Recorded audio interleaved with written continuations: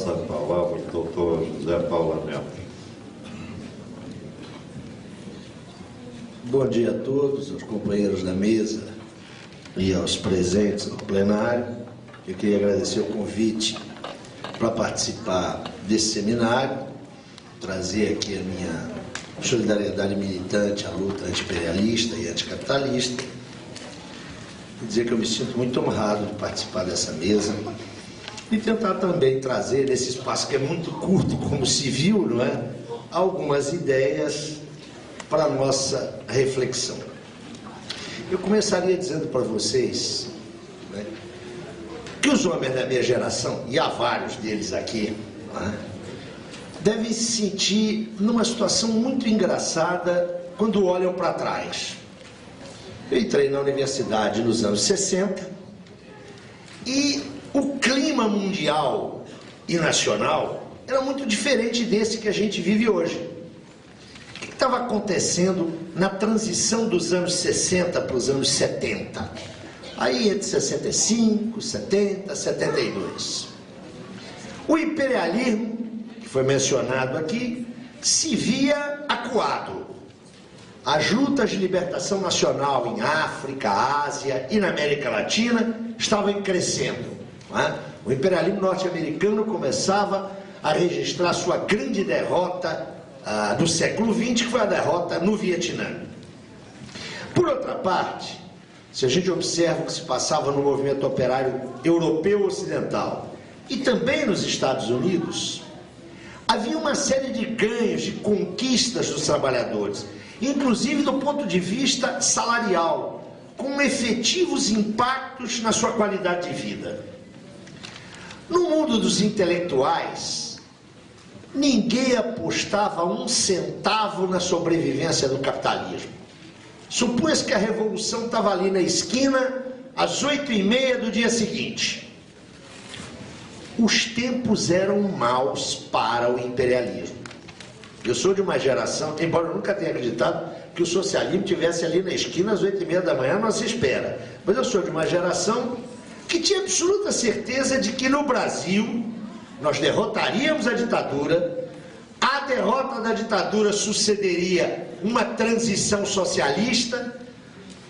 Eu me recordo que eu contemplava o futuro, nessa época eu tinha futuro, eu tinha 20 anos, eu contemplava o futuro com enorme otimismo.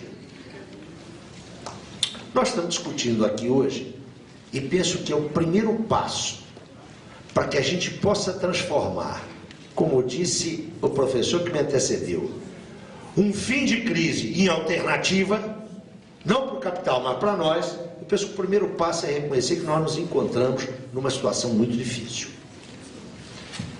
Eu, que estou desligado de qualquer vinculação partidária, e portanto falo só em nome pessoal, quero dizer para vocês que eu não represento nada. Se eu fosse candidato a síndico do meu prédio, provavelmente eu não teria o voto da minha mulher. Eu acho que a primeira coisa que a gente tem que fazer é reconhecer que nós sofremos, nos últimos 30 anos do século XX, uma enorme derrota. Nós não perdemos a guerra, mas nós sofremos uma enorme derrota. E nós sofremos uma enorme derrota não é porque nós não tenhamos razão ou não tenhamos referências de conhecimento que sejam justas e verdadeiras. Nós perdemos porque a correlação de forças, e é preciso insistir na questão da luta de classes, se nos tornou extremamente negativa. Isso que chamamos neoliberalismo é uma resposta do capital, é uma resposta do capital monopolista, ou se vocês quiserem, é uma resposta imperialista, àquele quadro que eu mencionei de ascenso das lutas democráticas, populares e progressistas em todos os quadrantes do mundo ao longo dos anos 60 e na entrada dos anos 70. Não é por acaso que isso que a gente chama de neoliberalismo hoje teve a sua primeira receita implementada aqui na América Latina na sequência do golpe militar que derrubou o governo da Unidade Popular no Chile em 1973. As primeiras experiências daquilo que nós podemos chamar de neoliberalismo foram feitas ali, sob o coturno assassino e genocida do general Pinochet, e com a direta assessoria de acadêmicos norte-americanos. Isso não é uma coincidência. Eles nos derrotaram politicamente, e essa derrota política, eu quero insistir aqui, não foi uma derrota através de processos democráticos formais, por vias eleitorais, não, foi pela via da violência, da repressão mais brutal. E não pense que a repressão ocorreu aqui na América Latina ou no Cone Sul. Eu quero lembrar para vocês o comportamento do presidente Reagan em face dos controladores de voo norte-americanos. Ele militarizou o serviço. Ou como foram duramente reprimidos na entrada dos anos 80 os heróicos mineiros britânicos. Aquela senhora que a imprensa burguesa gosta de chamar de a dama de ferro, na verdade é megera de ferro, reprimiu brutalmente e quebrou a espinha dorsal do movimento sindical inglês. Isso que nós chamamos de neoliberalismo é uma clara resposta truculenta, repressiva e violenta aos avanços dos trabalhadores nos anos 60 e 70. Essa resposta é uma resposta muito curiosa, não é? Neo é um prefixo que significa novo. Então, neoliberalismo nos dá a ideia de um novo liberalismo. Quando nós sabemos que no século XVIII, a teoria política liberal, lá atrás, lá antes da Revolução Burguesa, da vitória da Revolução Burguesa, antes da vitória da Revolução Francesa, o liberalismo, a teoria política liberal, teve um papel progressista. Era a luta contra o absolutismo. Era a expressão dos ideais da burguesia revolucionária. O neo hoje não traz nenhum elemento de novidade. A expressão neoliberalismo é equívoca. Neoliberalismo, a gente tem que chamá-lo pelo seu nome. É o conservadorismo político e ideológico que se limita com o reacionarismo político e econômico. O pai desse conjunto de ideias é um já falecido economista austríaco, foi o Prêmio Nobel de Economia em 74, não é? Friedrich Hayek. Esse homem, nos anos 40, ninguém lhe dava atenção. Era um solitário, que em 1944 escreveu um livro intitulado O Caminho da Servidão. O nome já diz tudo, hein? O Caminho da Servidão. O seu inimigo imediato nesse livro era a intervenção do Estado burguês, hein? Na vida econômico-social. Já era conhecido o chamado Plano Beveridge, desde 1942. Estava claro, a partir da Batalha de Stalingrado, que o fascismo seria abatido. E os sábios políticos ingleses já estavam se preparando para o day after. E se tratava de fazer uma série de concessões à classe operária inglesa. Essas concessões vieram a redundar, não é? E são concessões que derivam das lutas dos trabalhadores, não é algo meramente antecipatório. E iriam redundar no chamado Estado de Bem-Estar Social alguns anos depois. Hayek tem como objetivo imediato combater qualquer tipo de intervenção do Estado, ou mais exatamente, um tipo preciso, como veremos adiante, de intervenção do Estado na economia e na sociedade. Mas o seu objetivo de mais largo prazo não era vulnerabilizar as ideias do Partido Trabalhista na Inglaterra. Seu objetivo de mais largo prazo era garantir a inviabilidade do socialismo. Esse era o seu objetivo. Entretanto, esse homem passou cerca de 20 anos falando e ninguém lhe ouvia. Ele tinha uma sociedade, a sociedade do Mont Pelerin, do Monte Pelerin, financiado por grandes capitalistas, onde ele se reunia com intelectuais, desenvolvia as suas ideias, patrocinava pesquisas, mas sem qualquer audiência pública maior. No final dos anos 60 e na entrada dos anos 70, quando a ordem capitalista se via efetivamente ameaçada, o recurso foi às ideias de Hayek. Qual é o fundamento das ideias de Hayek? Eu diria que o fundamento é o seguinte: o mercado deve ser o único regulador da vida social. O mercado entendido como livre espaço social de negociação entre iguais, não é? Porque nós somos iguais, nós e o Antônio Hermínio de Moraes, juridicamente somos rigorosamente iguais. Mercado como espaço de circulação de mercadorias. Esse é o regulador social. Qualquer tentativa de introduzir regulamentações na vida social e econômica que possam significar qualquer limite à liberdade de mercado, leia-se, qualquer limite, qualquer trava, qualquer freio aos movimentos do capital, qualquer limite é mal visto e mais, deve ser combatido. Entendem os economistas, não é? Que não existe mercado autorregulado. A mão invisível do que falava Adam Smith é mais invisível do que mão. Ela não comparece. Economia de livre mercado, como disse o professor que me precedeu, é necessariamente ciclo de crise. Não existe capitalismo sem crise. A crise não é uma doença. Ela é um mecanismo, ela é um elemento constitutivo do capitalismo. Então, quem fala em autorregulação do mercado, quem fala em mercado que se regula, das duas uma, ou está enganado, ou o que é mais comum, está enganando. Ora, toda essa ideologia de autorregulação do mercado não é crível nem para os seus autores. A luta contra a intervenção do Estado na economia, levada a cabo por estes senhores, não é a luta pela diminuição do Estado, conforme eles anunciam.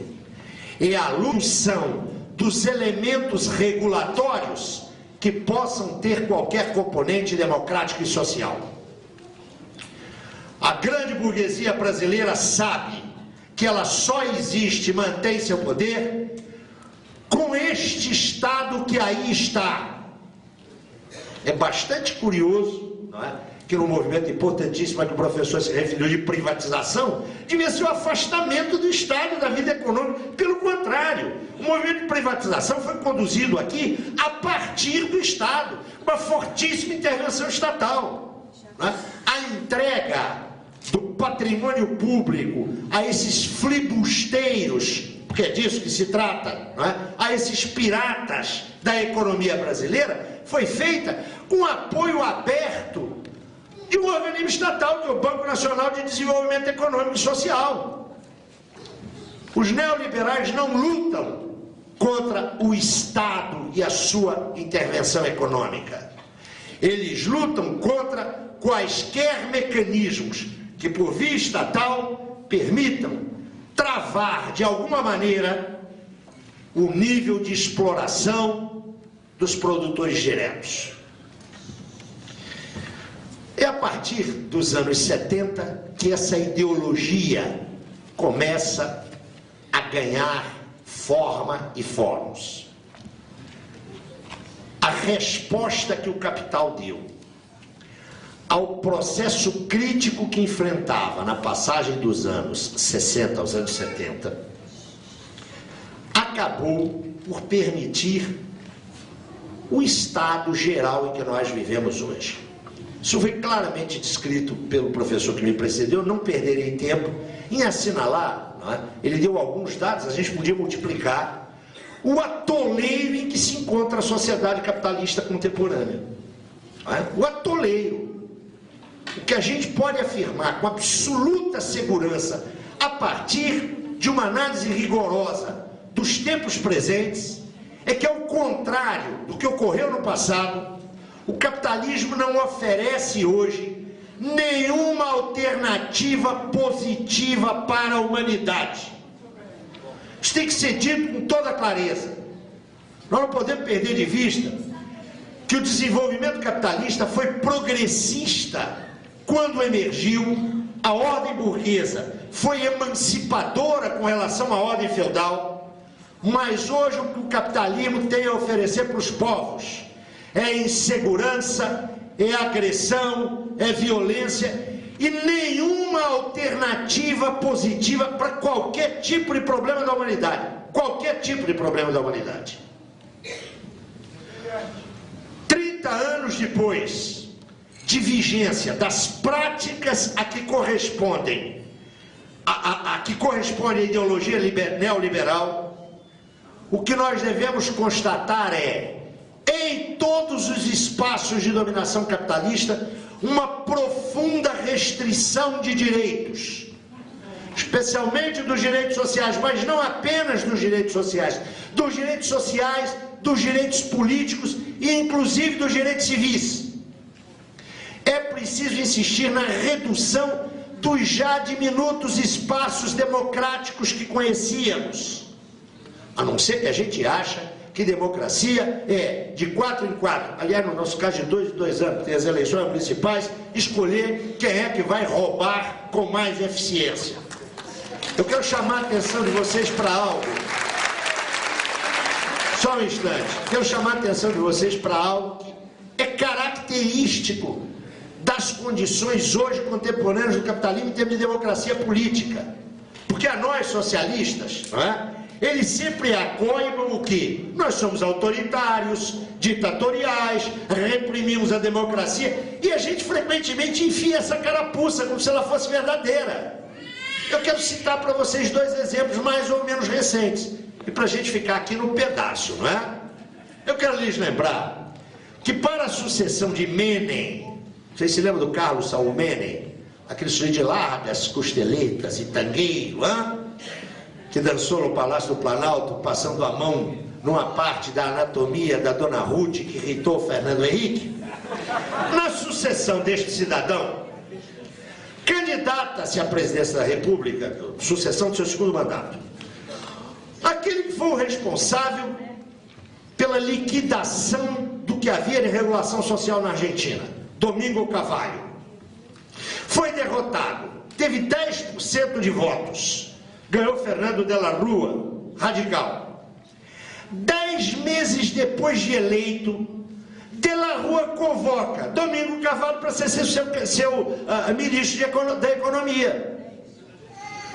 O cidadão foi recusado por 90% dos argentinos. 10 meses depois ele se torna o czar da Economia. E a gente sabe em que é que deu. Isso é um problema lá dos argentinos? Não. Vocês conhecem um país onde um presidente da República, depois de 3 campanhas, todas elas contra o neoliberalismo, contra as medidas do FMI, contra as injunções do Banco Mundial, chama para cuidar do seu galinheiro, que é o Banco Central, uma raposa, um serventuário do Bank of Boston, que é o senhor Meirelles. Mas escute, isso não aconteceu só aqui, só na Argentina, não. É que há uma internacional do capital que transcende as fronteiras nacionais, que rompe com qualquer pretensão de soberania. Essa internacional do capital, de que uma das expressões é o consenso de Washington, ocupou amplamente os organismos chamados multilaterais, o Banco Mundial, o FMI. Estas são agências de uma internacional do capital. E esta gente, depois de 30 anos, que indicadores nos oferecem da sua política? Já vou encerrar. Que indicadores nos oferecem da sua política econômica? As crises que foram referidas pelo companheiro. Uma instabilidade econômica geral, mas muito mais do que isso. Nos últimos 30 anos, todos os dados confiáveis, e não são dados do jornal Inverta, não. São dados do próprio Banco Mundial, das agências vinculadas à ONU. o que se registrou em todos os quadrantes, todos, foi, em primeiro lugar, um brutal aumento das desigualdades nos planos nacional e internacional. Isso foi mencionado aqui pelo companheiro. Um brutal aumento da distância entre países ricos e pobres, leia-se quase sempre, países imperialistas e países periféricos explorados, mas também no interior desses países, entre os seus ricos e os seus pobres. Eu sempre gosto de citar para os meus alunos o dado da agência oficial norte-americana, seria o nosso ministério aqui do desenvolvimento social, de que 20% da população norte-americana, portanto maior do que as taxas por via salarial, de massa salarial, 20% da população americana é considerada pelos padrões norte-americanos subnutrida. E mais, come comida de cachorro. Não sei se vocês sabem disso. Essas latinhas aí, que são onde se vende aquela mistura para cachorro, aquilo ali é proteína, é 21% de proteína. O americano consome aquilo. Mas mais, compra remédio veterinário. Eu não estou falando de Biafra. Eu estou falando da maior potência imperialista. Mas além disso, nesses últimos 30 anos, se acelerou a crise ecológica. Falar em desenvolvimento autossustentado sobre o capitalismo é uma piada, só que é uma piada de mau gosto.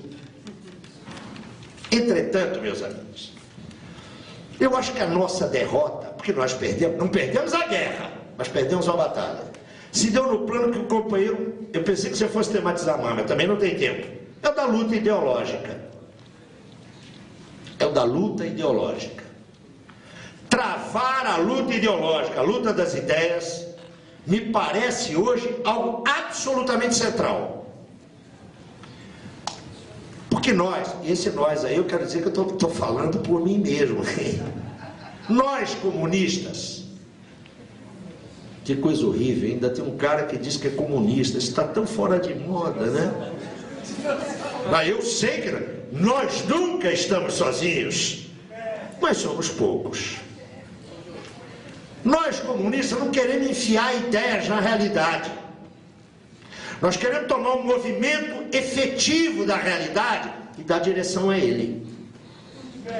Por isso, nós temos que travar a luta ideológica.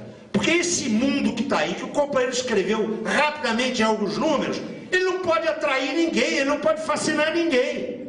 Só os privilegiados que têm se beneficiam. E, no entanto, por que nós perdemos a batalha ideológica? Eu estou convencido que a luta ideológica, e é por isso que eu estou aqui, é hoje uma frente central de batalha para nós. E por duas razões. Eu quero me solidarizar com a rápida intervenção do companheiro quando ele disse aqui, se eu estiver traindo o seu pensamento, por favor, me corrija. Que da crise capitalista não sai o socialismo. Da crise capitalista, o que sai naturalmente é mais capitalismo. Porque a solução para o capitalismo é política. A questão é política. É no marco da crise encontrar centros e núcleos dirigentes que direcionem a luta anticapitalista no sentido socialista. Eu diria que esse é um problema mundial, não é um problema brasileiro, latino-americano. Eu diria que nós temos um enorme potencial de luta anticapitalista e antiimperialista.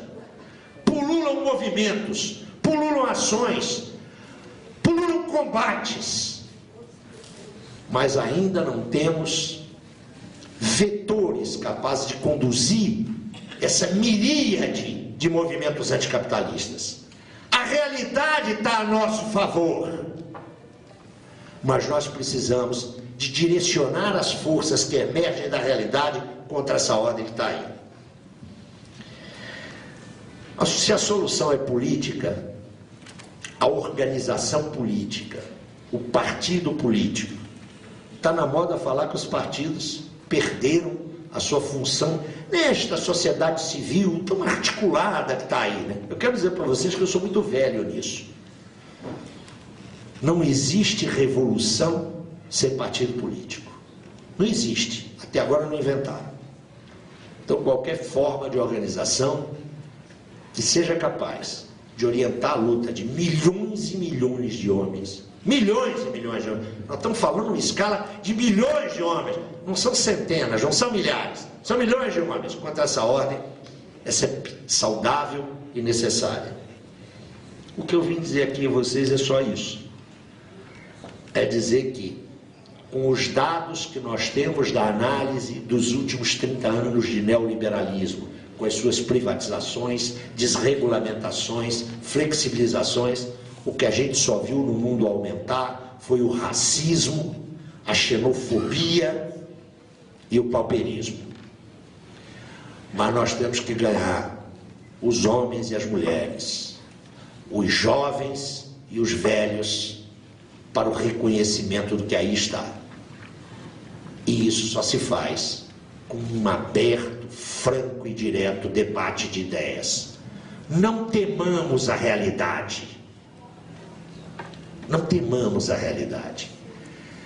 Se o capitalismo é o que o companheiro disse, ou seja, se ele tem uma contradição fundamental de fundo, a realidade joga a nosso favor.